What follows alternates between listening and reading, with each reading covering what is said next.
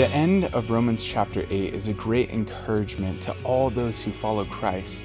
Paul says, "For we know that he works all things together for good for those who love God and are called according to his purpose." That's us.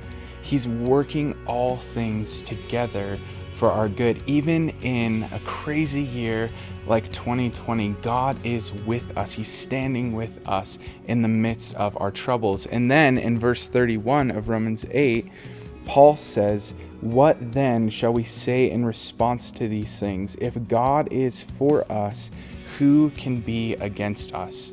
And that reminds me of a story in Daniel chapter 3. Daniel's friends, Shadrach, Meshach, and Abednego, they refused to bow to a statue of the king. And because of their disobedience, they were thrown into a fiery furnace. And as those looking in saw the three, they actually saw a fourth man in the fire. We read that it resembled the Son of God. It was the angel of the Lord, Malach Yahweh, something we called a theophany, an Old Testament appearance of God standing in the fiery furnace with those three who stood for what God was calling them to do.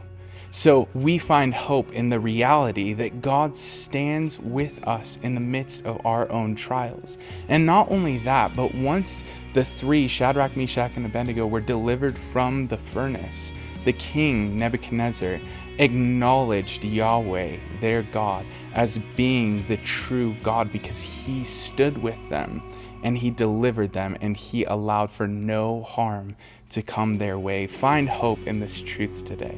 God is standing with you in the midst of your trial.